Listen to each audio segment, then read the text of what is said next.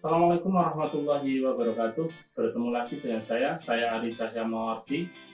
Kali ini saya akan menyampaikan berkaitan dengan penyajian data menggunakan tabel. Setelah Anda melihat video ini, Anda diharapkan mampu dapat menyebutkan jenis-jenis tabel. Anda lihat ya di slide yang sebelah saya ini. Kemudian yang kedua, dapat menyajikan data menggunakan tabel. Ini yang Anda harus ketahui terlebih dahulu, bahwa jenis-jenis tabel itu ada satu, tabel baris dan kolom. Kemudian yang kedua, tabel kontingensi. Kemudian yang ketiga adalah tabel distribusi frekuensi. Tabel distribusi frekuensi diantaranya adalah tabel distribusi frekuensi data tunggal. Kemudian yang kedua, tabel distribusi frekuensi data kelompok.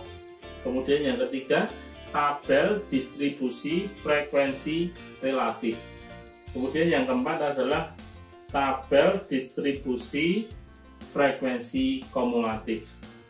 Tentunya ketika Anda membuat tabel, di situ harus ada beberapa unsur. Yang pertama adalah judul tabel harus ada. Kemudian judul baris, judul kolom, badan tabel itu ya isinya itu.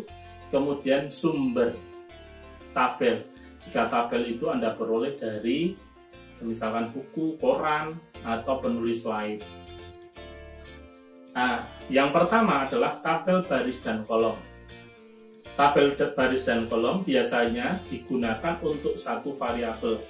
Coba Anda lihat bahwa baris di situ isinya adalah tahun 76. Nah, ini kelipatan 2 tahun, kelipatan 76, 78, 80, 81, 84. Nah, ini ternyata kelipatannya tidak beraturan ya.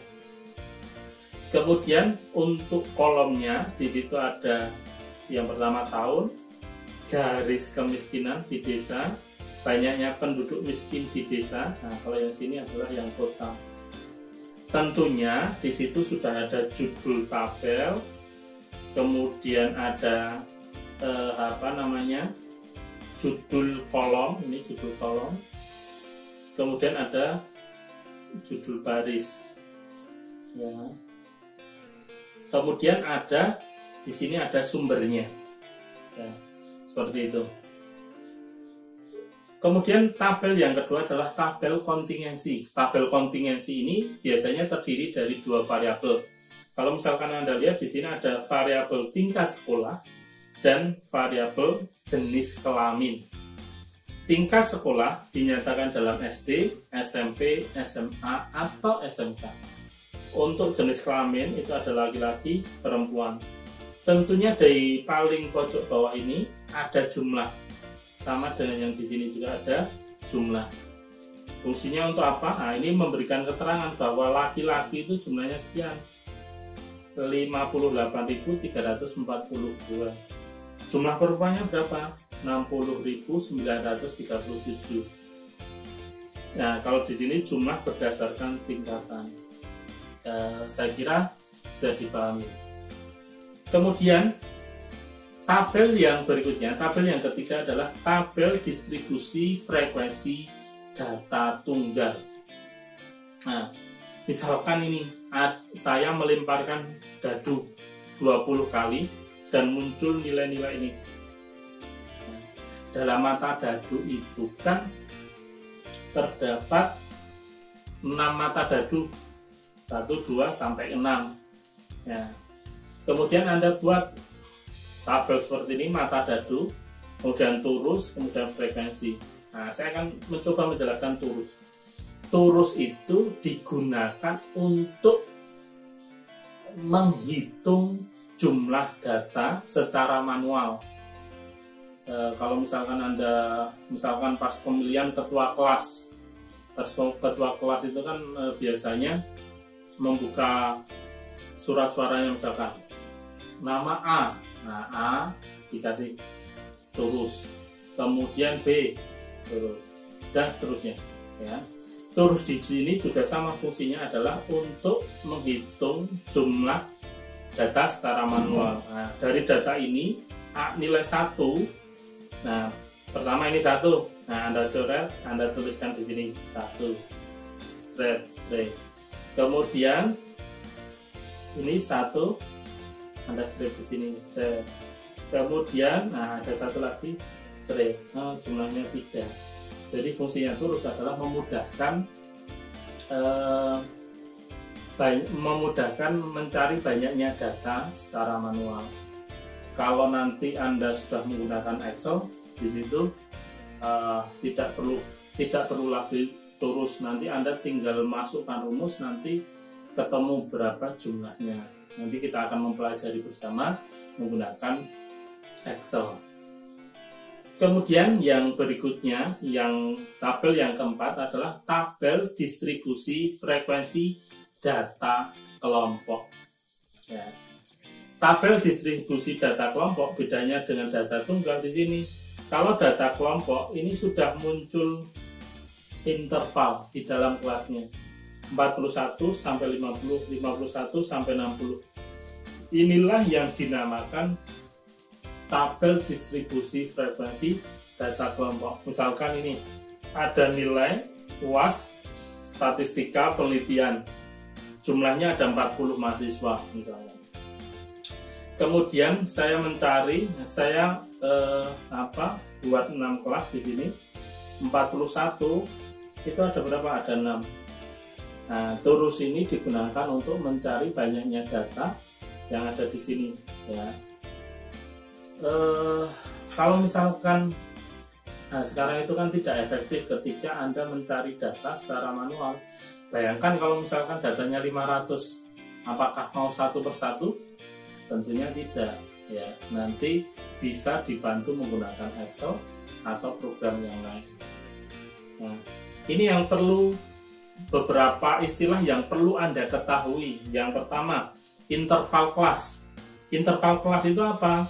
Di sini terdapat 6 interval kelas. Nah, coba lihat ya, 1, 2, 3, 4, 5, 6. Interval kelas ini sering disebut juga kelas tanpa kata interval. Jadi kalau misalkan saya nanti menyebutkan, oh ini ada 6 kelas. Nah, ya, 6 kelas. Itu maksudnya apa ya? Interval kelas itu. Kemudian istilah yang kedua adalah batas kelas. Batas kelas itu apa? Kalau misalkan Anda lihat kelas pertama ini, batas kelasnya adalah 41 dan 54.1 itu adalah batas bawah, 50 itu adalah batas atas. Untuk kelas kedua, 51 itu adalah batas bawah, 60 itu adalah batas atas untuk kelas kedua. Mudah-mudahan bisa difahami. Kemudian titik tengah. Titik tengah itu adalah nilai di antara batas bawah dan 50. Nah, titik tengahnya berapa? Titik tengahnya, kalau misalkan kelas pertama ini, titik tengahnya adalah 45,5. Nilai itu diperoleh dari mana? Diperoleh dari 41 tambah 50, batas bawah ditambah batas atas dibagi 2, nilainya adalah 45,5. Kemudian tepi kelas atau batas nyata kelas. Apa tepi kelas itu? Nah, terdapat 2 istilah, ada tepi atas dan tepi bawah. Ya. Contoh misalkan bahwa tepi atas kelas pertama ini adalah 50,5. Ini 50,5. 50,5 itu diperoleh dari mana? Nah, coba Anda perhatikan. Di sini kan 50, setelah 50 adalah 51.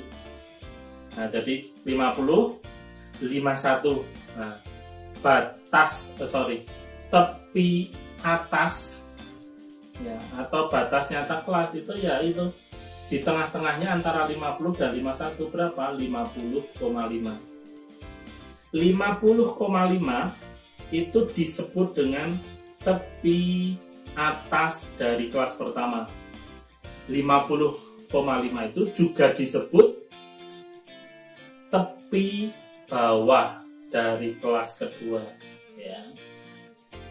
Bisa dipahami ya. Jadi bisa disebut tepi atas itu untuk kelas yang pertama, disebut tepi bawah itu untuk kelas yang kedua. Coba saya kasih contoh satu lagi. Ini batas atas untuk kelas kedua berapa? Sorry, bukan batas atas. Ini tepi atas untuk kelas kedua ini berapa? 60,5. 60,5 itu adalah tepi atas kelas kedua, atau juga tepi bawah dari kelas ketiga, ya. Bisa dipahami ya. Kemudian lebar kelas itu adalah ini, dari sini sampai sini berapa? Lebar kelas itu bisa diperoleh dari ini batas bawah dikurangi batas bawah kelas sebelumnya. 51 dikurangi 41, nilainya berapa? 10. Lebar kelas itu setiap kelasnya itu sama. Ini 10, ini 10, ini 10, ini 10, dan seterusnya. Batas lebar kelasnya itu sama, nilainya adalah 10. Jangan terkecoh ya, menghitung lebar kelas itu jangan ini 50 kurangi 41, nilainya berapa? 9. Salah ya, yang benar adalah 10. Kalau mau menghitung 41 50 ya caranya gini: 41, 42, 43, 44, 45, 46, 47, 48, 49, 50. Ada 10 ya. Jadi hati-hati dalam menentukan lebar kelas. Nah, ini yang penting untuk saya sampaikan. Banyaknya kelas. Nanti ketika Anda mau membuat tabel frekuensi data kelompok, banyaknya kelas, tidak ada pedoman baku untuk menentukan banyaknya kelas. Ya, tidak ada pedoman baku. Nah, memang ada beberapa buku, di situ ada rumusnya. Kemudian nanti bisa mencari banyaknya kelas. Tapi pada intinya adalah tidak ada pedoman baku untuk membuat banyaknya kelas. Di sini ada 6. Misalkan nanti saya minta Anda buat 5 kelasnya, nah, maka Anda harus bisa mengerjakannya. Berikutnya, tabel distribusi frekuensi data kelompok dinyatakan dalam frekuensi relatif. Nah, di sini 15%. Dalam persen ya. 15% itu diperoleh dari mana? Perhatikan slide sebelumnya. 15% itu diperoleh dari ini. Ini kan nilainya 6. 6 dibagi banyaknya semua kelas. Banyaknya data. 46 dibagi 40 dikali 100%. Ketemunya adalah 15%. Ya, jadi 35 itu juga diperoleh dari cara itu. Frekuensinya berapa dibagi banyaknya data dikalikan 100%. Kemudian berikutnya, tabel distribusi frekuensi data kelompok, tapi ini dinyatakan dalam kumulatif kurang dari data yang ada di atas itu. Misalkan kurang dari 41, nilainya 0, nggak ada maksudnya. Kurang dari 51, 6, dan seterusnya 40. Anda perhatikan ini 101, jangan bingung masa nilai ada yang lebih dituliskan 101. Nah, di sini ada kurang dari. Kalau kurang dari itu kan 101 itu kan tidak ikut. Maka di sini dituliskan 101 ya. Kemudian masih sama frekuensi kumulatif, tapi ini dinyatakan dalam bentuk atau lebih. Misalkan 41 atau lebih ada 40, 51 atau lebih ada 34. Nah, jadi itu tabel distribusi frekuensi. Nah, mudah-mudahan video ini bermanfaat. Saya sampaikan ke Anda, tetap semangat dan tanamkan dalam pikiran Anda bahwa statistika itu mudah.